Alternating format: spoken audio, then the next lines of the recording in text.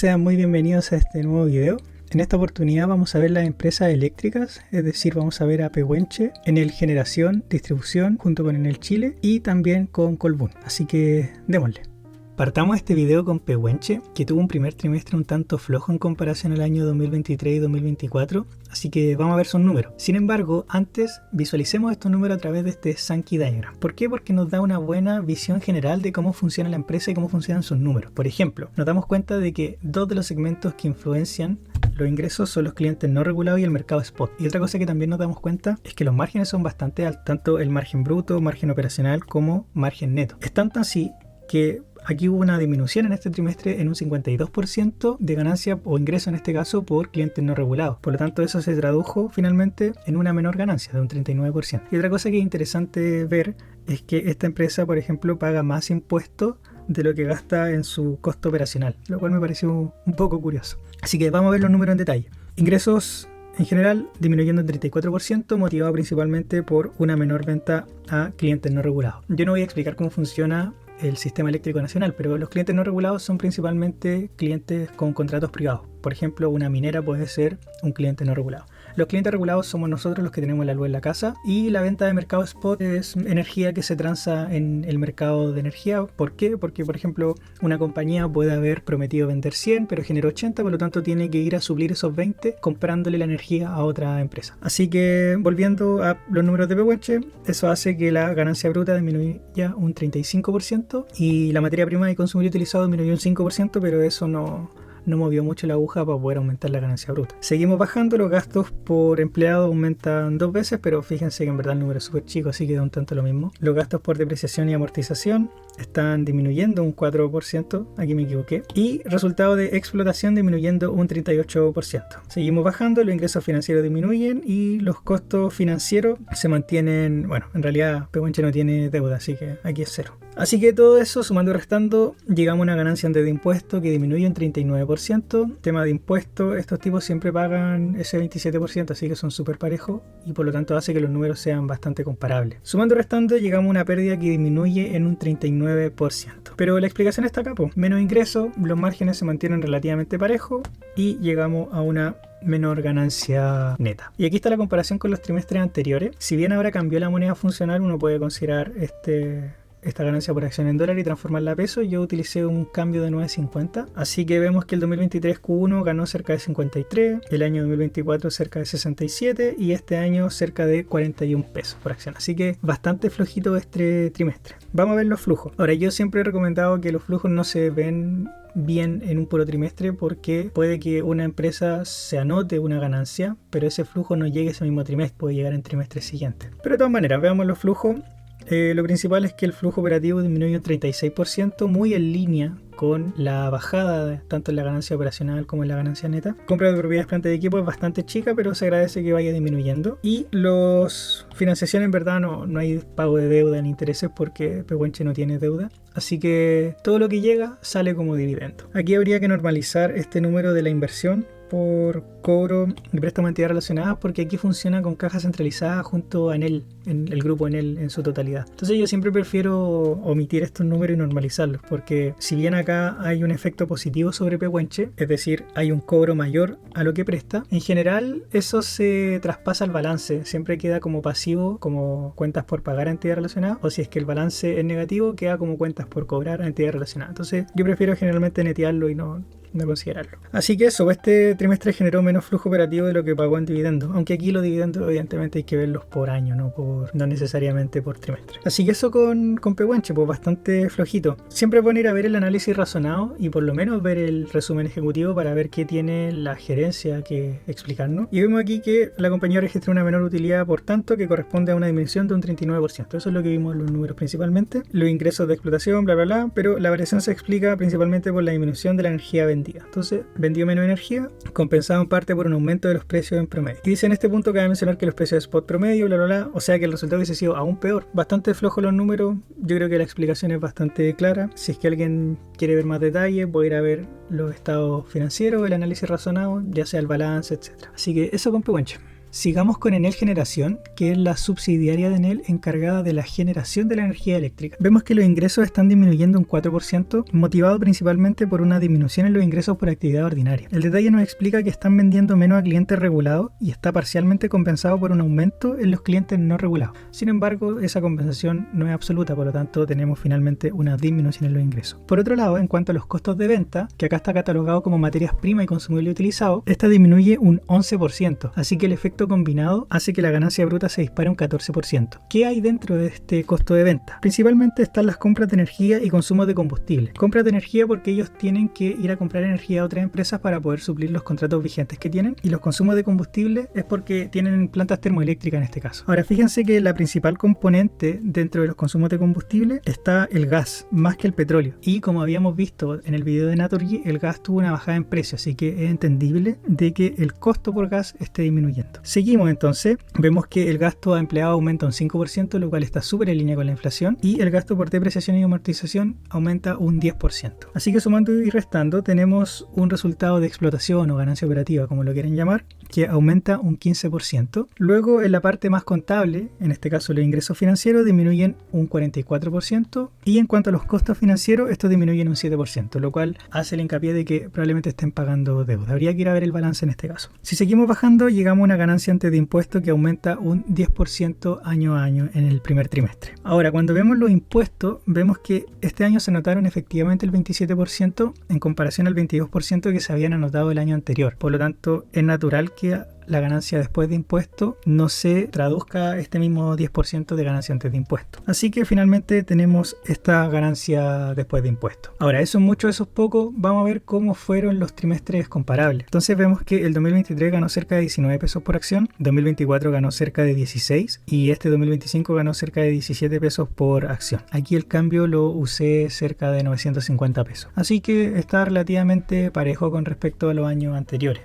Un poco más, un poco menos, pero se mantiene en línea. Vamos a ver los flujos de Enel Generación, y este es el ejemplo del por qué no siempre es bueno ver los flujos en un puro trimestre, sino que es mejor verlos durante los 4 trimestres consecutivos. Y es porque si bien los cobros por venta de bienes y servicios aumentó un 9%, los pagos a los proveedores por el suministro de bienes y servicios aumentó un 37%. Y para los que se acuerdan del video del cuarto trimestre de 2024, habíamos mencionado que tanto el flujo operativo como el flujo de caja libre se había disparado en Enel Generación. Esto se puede ver acá, donde está anualizado. Entonces lo que pudo haber pasado es que habían flujos que al final pasaron para los siguientes trimestres, como por ejemplo el primer trimestre del año 2025. Entonces ahí se está equiparando con las utilidades que efectivamente reportó la empresa. Por lo tanto, tenemos para este trimestre un flujo operativo que disminuye casi un 90%. Pero insisto, si uno ve los 4 trimestres consecutivos, probablemente uno tenga una visión más clara de lo que realmente está pasando con la empresa. Si seguimos bajando, tenemos el ítem de inversión, en donde en verdad lo único que me preocupa más a mí es el tema del CAPEX, y vemos que en cuanto a propiedades, planta y equipo está disminuyendo un 88%, perdón. La compra de intangibles está aumentando bastante. Pero si uno toma estos dos ítems en consideración,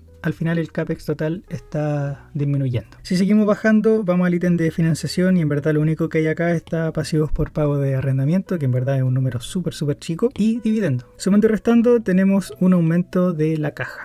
Para sacarle una foto más clara a esta empresa, vamos a ver parte del análisis razonado, en donde ellos nos explican que de la potencia neta total instalada, el 65% pertenece a energía renovable y el otro 35% pertenece a centrales térmicas que operan con gas o petróleo. Aunque como vimos en el estado de resultados, ellos en verdad ocupan mucho más gas para poder generar electricidad que lo que ocupan en petróleo. ¿Y esto por qué es importante? Porque esto va a comprimir o a expandir la ganancia bruta en cuanto a los costos. Es decir, hay un 35% de la capacidad neta total instalada en Enel Generación que va a ser muy dependiente del precio de los commodities. Por lo tanto, es algo que hay que ir monitoreando para tener una idea de cómo le va a ir a la empresa, en cuanto a los costos al menos. Y de hecho, si es que uno mira, por ejemplo, cuánto han variado estos commodities en el último tiempo, vemos que en cuanto al petróleo, el precio promedio del Q1 ha sido mayor que el precio promedio del Q2 hasta ahora. Y en el gas ocurre algo similar, aunque evidentemente hay que ir viendo cómo esto va evolucionando. Para ir finalizando con Enel Generación, vamos a ver el resumen ejecutivo, y en particular me interesan estos dos ítems que están acá. El primero menciona que la generación de energía disminuyó cerca de un 7% debido principalmente a un menor despacho hidroeléctrico, y el segundo nos habla de las ventas físicas, en donde dice que estas disminuyeron cerca de un 9% por menores ventas a clientes regulados debido al vencimiento de contratos a fines del 2024. Por lo tanto, en el estado de resultados, cuando vimos que los ingresos disminuyeron, sobre todo de los clientes regulados, se debe a esto, vencimiento de contratos. Ahora, uno podría pensar quizá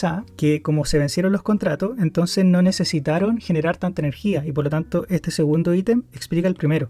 Sin embargo, cuando uno va a ver los números, están los números de venta y están los números de generación en cuanto a gigawatts horas. Entonces, en venta, durante el 2025, generaron 7.971 gigawatts horas, pero están generando 4.000. Y el 2024 Q1, ellos vendieron cerca de 8.700 gigawatts horas, pero generaron 4.340. Entonces, si uno saca el ratio, ellos están generando un 49% de lo que venden el 2024 Q1 y ahora están generando el 50% de lo que venden en el Q1 2025. Así que, en verdad, yo tengo dos conclusiones acá. Uno, este menor despacho hidroeléctrico es un problema estructural por el tema de la lluvia y la sequía, y spoiler, es algo que vamos a ver en la otra eléctrica. Y por otro lado, lo que saco también de esto es que a mayor ratio de generación-venta, estos tipos como que pueden expandir sus márgenes, lo cual igual tiene sentido, porque así no tienen que comprarle energía a otras compañías para poder suplir el otro 50% que les falta.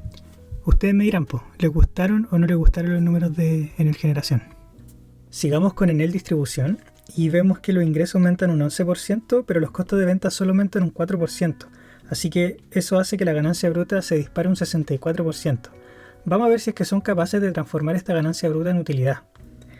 Si seguimos bajando, vemos que los gastos por beneficio a los empleados disminuyen un 41%, lo cual es súper raro. En general este es un ítem que va aumentando, así que habría que ir a ver la nota 27 para saber el por qué. Luego vamos a los gastos por depreciación y amortización y vemos que estos aumentan solo un 4%. Luego el ítem que más le pega a la ganancia bruta es este ítem de otros gastos por naturaleza, que si uno va a ver la nota se da cuenta que son pequeños gastos que se van sumando, como cosas profesionales, cosas de medio ambiente, etc. Pero sumando y restando tenemos finalmente un resultado de explotación que aumenta casi, de hecho más de 10 veces, así que operacionalmente súper bien en el distribución. Vamos al resultado financiero y nos damos cuenta que los ingresos disminuyen un 20% y los costos financieros aumentan un 30%, así que eso genera al final que el resultado financiero le pegue bastante año a año. Sin embargo, cuando vamos a ver la ganancia antes de impuestos, tenemos un resultado que es positivo en comparación a los 4.000 millones negativos que teníamos en el 2024. Así que hasta aquí se acaba el punto de comparación porque todo es negativo hacia abajo, pero este año no. Y cuando vemos cuánto impuestos están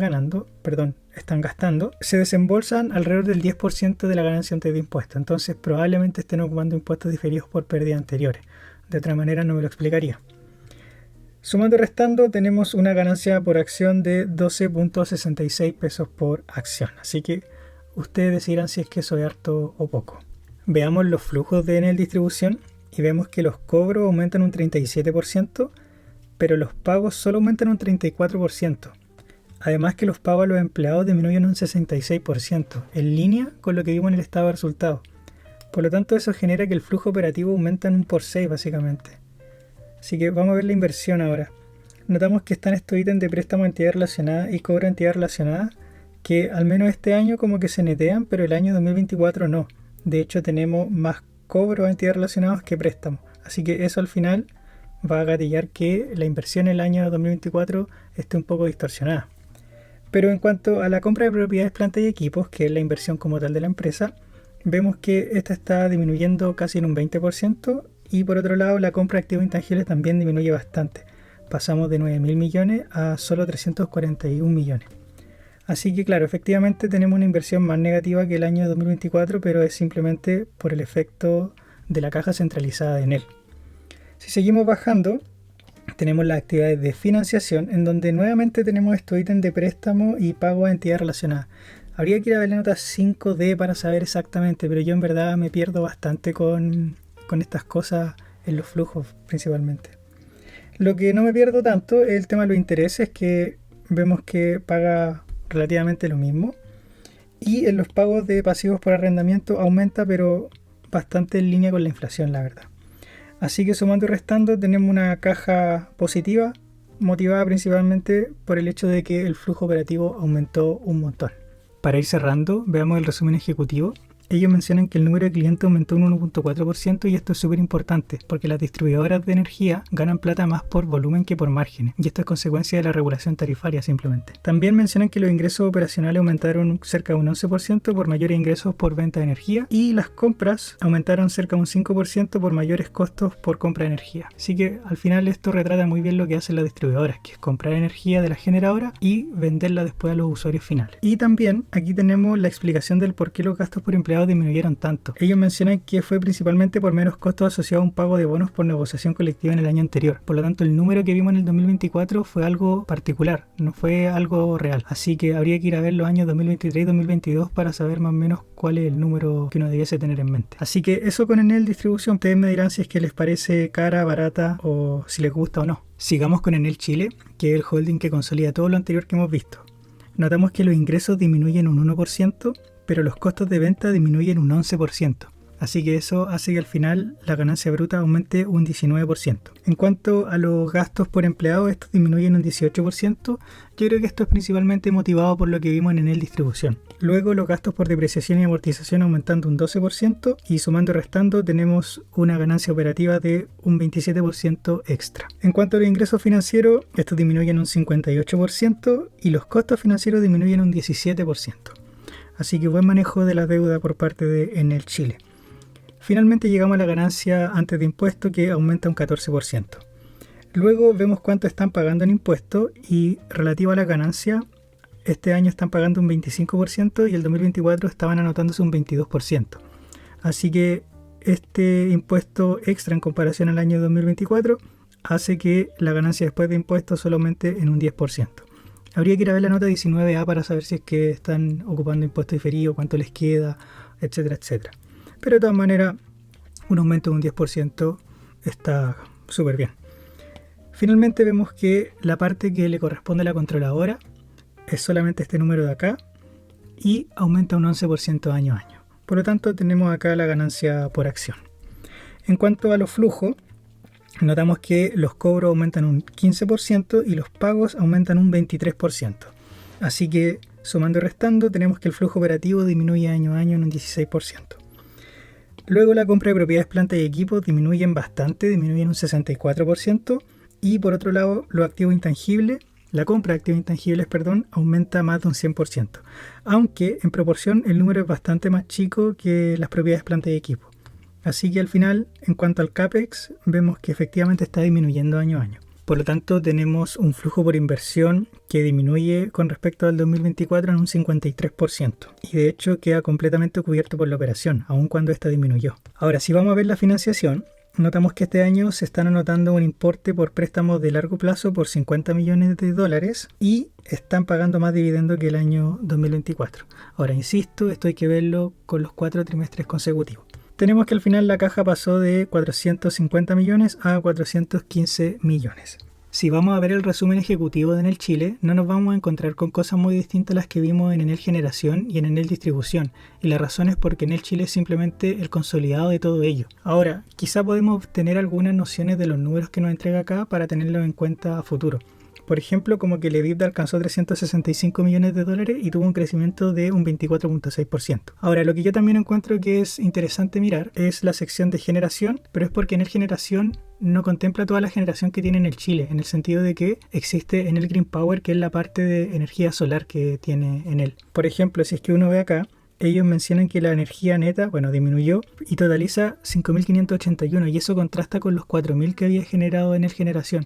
Así que hay un porcentaje relativamente importante que proviene de energía solar y que también tiene un margen relativamente alto. Otro dato importante que nos da Enel Chile en su análisis razonado es la información sobre el total de venta y generación de energía, porque con esto podemos calcular el ratio generación-venta y notamos que para el año 2025, el primer trimestre, este alcanza casi el 70%, lo cual se contrasta con el ratio de generación-venta de Enel Generación, que alcanza solo el 50%. Por lo tanto, ¿eso qué significa? Significa que la energía solar, en este caso, correspondiente a Enel Green Power, subsidiaria de Enel Chile, está cubriendo casi un 20% de lo que falta para poder cumplir con el total de las ventas. Ahora, tarea para la casa, creo yo, es ir a ver cuánta es la capacidad instalada de energía solar y ver más o menos cuán eficiente es esa capacidad instalada, porque podríamos tener un buen crecimiento en energía solar más en la subsidiaria que en Enel Generación, considerando que Enel Green Power lamentablemente no cotiza en bolsa. Así que eso con Enel Chile, pues. Ustedes dirán si es que le interesa o no le interesa este holding, tanto por su subsidiaria o como holding en sí. Echémosle una miradita rápida a Enel Américas o Enelam. Entonces vemos que los ingresos están disminuyendo un 3% y el costo de venta también, pero de todas maneras eso hace que la ganancia bruta disminuya un 3%.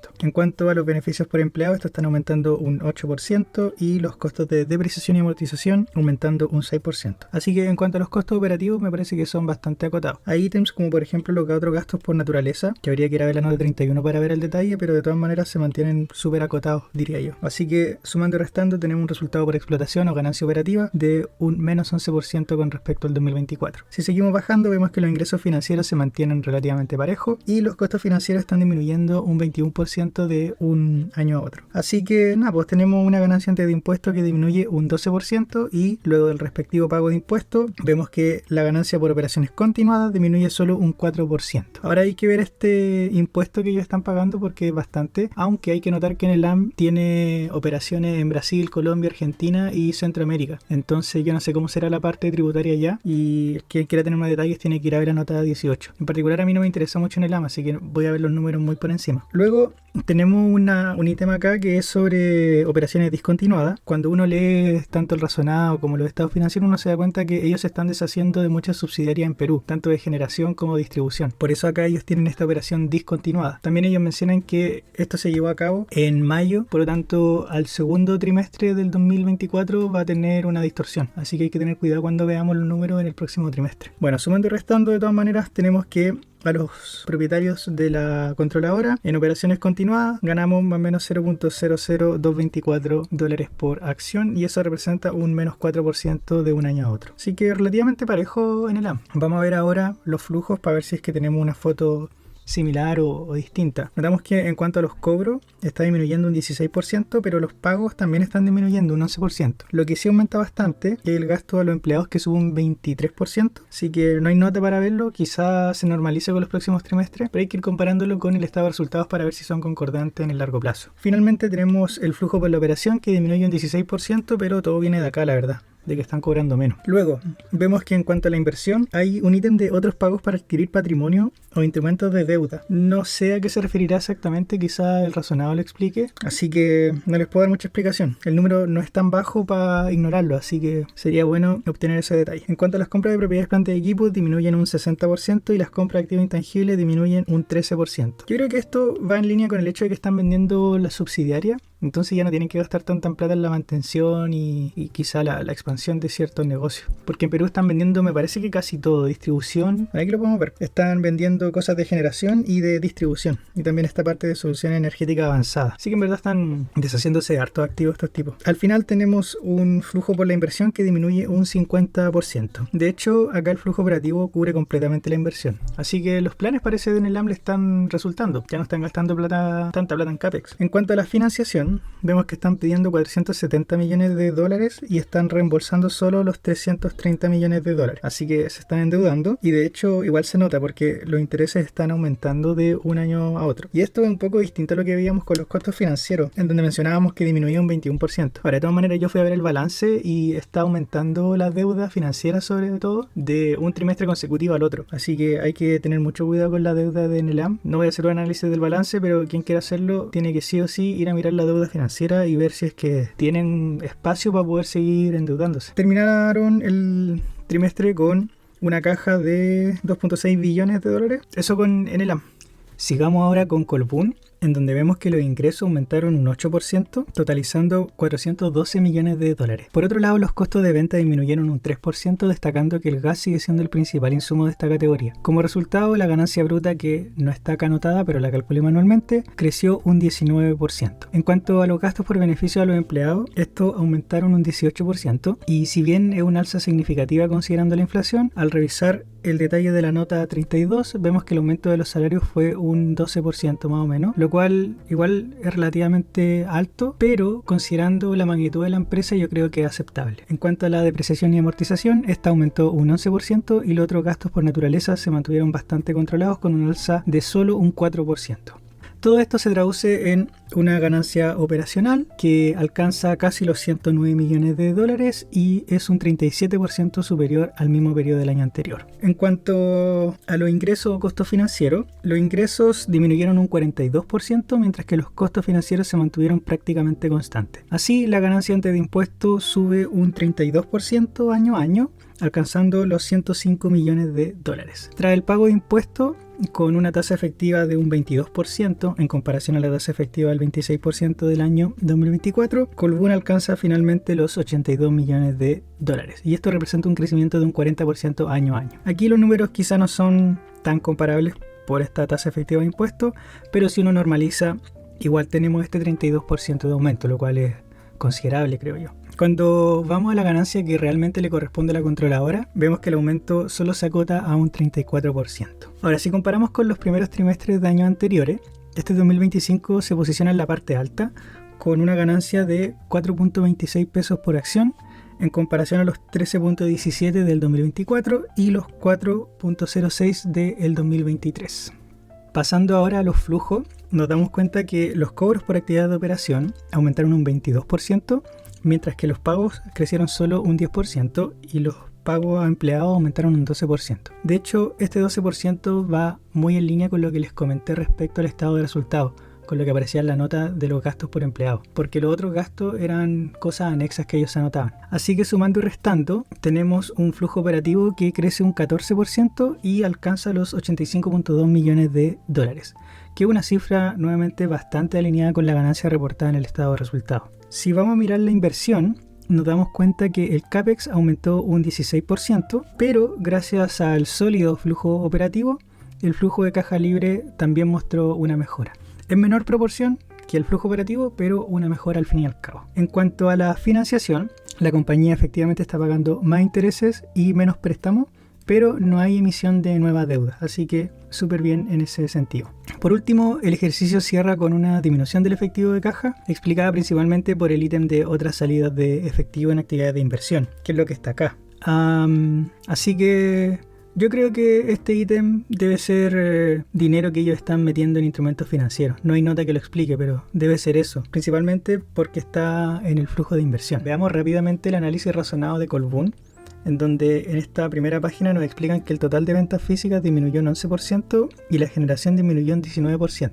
Ahora, si vamos a ver el detalle, notamos que los clientes regulados aumentaron un 64%, los clientes libres aumentaron un 2% y no hubo venta en el mercado spot. Entonces, al final, esta variación del total de ventas físicas se explica principalmente porque no tuvieron venta en el mercado spot. Ahora, en cuanto a la generación, notamos que la energía hidráulica disminuyó bastante, que al final son las hidroeléctricas tanto de paso por embalse. La térmica también tuvo una disminución y al final tuvieron que corregir eso con gas y con energía eólica. Vamos a ver lo que ellos tienen para decirnos. Notamos que en cuanto a ventas físicas, estas disminuyeron un 11% y es explicado principalmente por las menores ventas físicas al mercado spot debido a la menor generación del periodo. Así que ahí yo creo que la explicación está clarita. Vamos a ver ahora por qué hubo una menor generación. Entonces ellos mencionan que la disminución en generación de un 19% se debe a la menor generación hidroeléctrica, la cual se explica principalmente por una condición hidrológica menos favorable. Es decir, hay menos agua en los embalses para poder hacer girar esas turbinas. Y también por una menor generación en base a carbón, principalmente debido al menor despacho económico durante el trimestre y a la menor disponibilidad producto del mantenimiento mayor de la central realizado en el periodo. No sé cómo interpretar esto del principal debido al menor despacho económico durante el trimestre. No sé si se refiere a que tuvieron menos carbón en sus inventarios, qué sé yo, pero esas son las causas. Cuando vamos a ver el mercado en general, o no el mercado, pero el sistema eléctrico nacional, vemos que la generación hidroeléctrica, al mirarla durante los últimos 12 meses, ha disminuido bastante, fíjense. Se compensa parcialmente por la generación de ERFB, que al final son estas dos de acá, eólica y solar, y me parece que sería todo. Ahora, ellos mencionan que la disminución del sistema eléctrico nacional fue de un 1%, con 842 GWh menos en hidráulica, y se compensa parcialmente por una mayor generación solar. Y aquí ellos explican, fíjense, el año hidrológico presentó déficit en cuanto a las precipitaciones. Ellos mencionan que en el Valle de la Concagua hay menos 6.9%, el Maule menos 32%, el Biobío menos 4% y el Chapo menos 15%. Así que hay un problema bastante estructural con las hidroeléctricas, creo yo, y eso puede generar problemas futuros. Si es que la sequía sigue aumentando, sobre todo en la zona central del país, van a haber muchas hidroeléctricas que no van a poder estar trabajando a su máxima capacidad y por lo tanto los costos marginales de las empresas podrían llegar a subir significativamente porque van a depender o del gas o del petróleo o del carbón, las que tengan centrales a carbón todavía. En cuanto al análisis de resultados, esto es el consolidado tanto de Chile como en Perú. Ellos mencionan que a clientes regulados aumentaron, clientes libres aumentaron y disminuyeron la venta de energía y potencia. En cuanto a las materias primas consumibles utilizados, aquí está lo que les mencionaba adelante. El consumo de gas representa el mayor consumible, por decirlo de alguna manera, mientras que el petróleo no representa tanto, fíjense. Y el carbón tampoco representa tanto en comparación al gas. Así que si es que alguien quisiera tener una idea más o menos de cuánto ellos estarían gastando para tener una idea del margen bruto, tendría que seguir principalmente el consumo o el precio del gas. Así que eso con el consolidado. ¿Qué más mencionan? El análisis de resultado operacional, pero esto es de Chile y después de Perú. Así que si es que alguien quiere ver el detalle, le puede sacar un pantallazo o poner pausa ahora, y también para Perú. Así que eso con Colbún. Para ir finalizando este video, sigamos con Engie, que tiene la particularidad de ser la única empresa que reporta los números bien, es decir, con un K donde efectivamente representa los miles, quizás porque es una empresa francesa y entonces son muy orgullosos de su sistema MET, qué sé yo. Así que vemos que los ingresos por actividad ordinaria aumentando un 16% y los costos de venta solo aumentando un 13%, por lo tanto eso genera que la ganancia bruta se dispara un 27%. En cuanto a los gastos de administración, estos solo aumentan un 13%, lo cual me parece aceptable, va sobre la línea de la inflación, pero está ok. Y sumando y restando tenemos una ganancia operativa de un 24% extra en comparación al 2024 y son alrededor de 126 millones de dólares. Luego, en cuanto a la parte financiera, vemos que los ingresos aumentan un 12% y los costos disminuyen un 3%, así que financieramente súper bien la empresa. Seguimos bajando, hay ciertos números contables pero son chicos, por lo tanto no me voy a detener en estos números. Sumando y restando tenemos que la ganancia antes de impuestos llega a los 105 millones de dólares y representa un aumento de un 67%. Y luego del respectivo pago de impuestos tenemos un aumento en un 69% de la ganancia neta. ¿Cuánto le pertenece a la controladora? Todo lo que gana la empresa, porque Engie me parece que no tiene subsidiaria, así que tenemos una ganancia por acción que, si es que lo transformamos a pesos chilenos, es de alrededor de 70 pesos por acción y eso representa un 69% de aumento en comparación a los 41.53 del año 2024. Así que este trimestre todo bien con Engie, la verdad. Mayor ingreso, mayor ganancia bruta, mayor ganancia operacional, los ingresos financieros aumentando, los costos financieros disminuyendo, pagando el impuesto que tienen que pagar. Así que, nada, pues, súper bien. Vamos a ver los flujos. En cuanto a los cobros, esto aumenta en un 13% y los pagos a proveedores por bienes de suministro y servicios disminuyen un 15%, o sea, cobra más y paga menos. Luego, pago a por cuenta de los empleados subiendo un 14%, lo cual está ok, de hecho muy en línea con el gasto de administración, así que eso genera que el flujo operativo al final haga un por 3. Y aquí no sé por qué los intereses lo meten acá en operaciones, está pagando menos intereses de todas maneras, lo cual va en línea también con la reducción de los costos financieros que vimos en el estado de resultados. Así que tiene 167 millones de dólares en flujo operativo y es un por 3 como mencioné con respecto al año 2024, más o menos, es más de hecho. El tema es que es muy probable que ahí se equiparen algunos trimestres más adelante, porque si vemos, ya sea por ganancia operativa o por ganancia neta, vemos que en ganancia operativa son solo 126 millones, así que probablemente veamos algo diferente en los próximos trimestres y no hay que preocuparse, hay que simplemente ver los trimestres consecutivos, 4 trimestres consecutivos para tener la foto un poco más clara. En cuanto a la inversión, notamos que invierten mucho en CAPEX, están invirtiendo demasiado en CAPEX, de hecho la gente que sigue más esta empresa se dará cuenta que están descarbonizando su matriz, por lo tanto todos estos años han sido mucho CAPEX, así que 76% en CAPEX y más aún se come todo el flujo operativo casi, de hecho se lo come todo, 167 millones pero gastan 168 en CAPEX, así que nos deja un flujo por la inversión de 164 millones de dólares en negativo. En cuanto a la financiación, vemos que está pagando más préstamos y no está pidiendo deuda, así que se está poniendo al día con la parte financiera. Y eso sería, pues bueno, hay una posición de caja que aumenta con respecto al trimestre comparable, pero no con respecto al trimestre anterior, así que eso. Pero de todas maneras, 348 millones de dólares es una posición relativamente fuerte, creo yo. Habría que ver los indicadores para tener más detalle. En el análisis razonado, lo bueno es que tenemos los estados de resultados trimestrales desde el primer trimestre de 2024 hasta el primer trimestre de 2025, y esto es súper cool que las empresas hagan esto, porque así uno no tiene que andar mirando para atrás cada estado financiero y sacando los números. Ahora no voy a gastar mucho tiempo en esto, si es que alguien quiere verlo en detalle puede poner pausa ahora, pero me voy a fijar en estos ítems que subrayé. El total de los ingresos operacionales, fíjense cómo ha ido. Bueno, en este caso digamos que se ha mantenido relativamente parejo, pero fíjense cómo aumentó este trimestre, el primer trimestre de 2025. De hecho es el mejor trimestre de los 4 anteriores. Así que súper bien ahí Engie. En cuanto a la ganancia operacional, similar. Vemos que este trimestre le gana a los 4 anteriores. Y en el EBITDA también. De hecho, el único que se le acerca un poco es el segundo trimestre del 2024. Pero súper bien. Y aquí cuando vemos el ingreso financiero, hay ciertos trimestres en donde el ingreso financiero fue bastante. Como por ejemplo el segundo y el cuarto.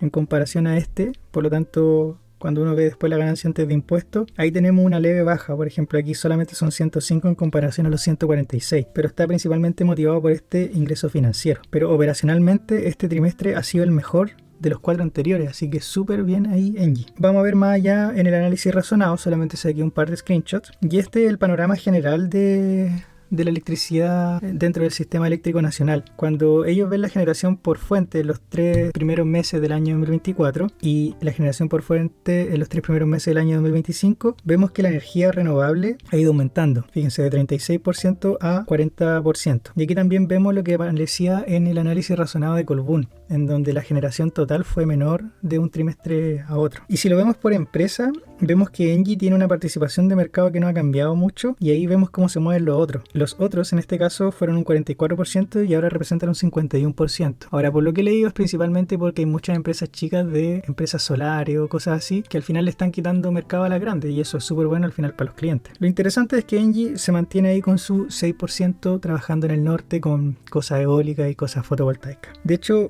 como yo mencioné en la parte anterior, dije que el CAPEX en Engie ha sido súper intensivo, y de hecho aquí lo vemos. En este trimestre, por ejemplo, se comió todo el flujo operativo en CAPEX. Y aquí está lo que están invirtiendo. Pues, si se fijan, ¿qué es? Parques eólicos y parques fotovoltaicos y también baterías. Entonces, en estas 3 cosas se les va toda la plata. Que al final es una inversión a futuro, evidentemente tienen que descarbonizar la matriz. Y en general, los parques fotovoltaicos y parques eólicos tienen márgenes súper altos en comparación a, por ejemplo, tener una central térmica a gas o carbón. Y las baterías son las veces, quizás se vea bastante costo por depreciación, quizás. Así que ahí se les va toda la inversión, pues, y siguen invirtiendo todos los trimestres, todos los años, hasta que descarbonicen completamente su matriz. Vamos a ver ahora las obligaciones bancarias para ver si es que tienen margen o no para poder actuar los próximos años. Y la verdad yo diría que sí. Si se fijan, tiene 2.427 millones de dólares en total, pero los vencimientos son súper holgados, po. En un año o en menos de un año, que esto es corriente, vencen 207, entre 1 y 3 547, y entre 3 y 5 884, y más de 5 años los 788. Así que me parece un perfil de deuda bastante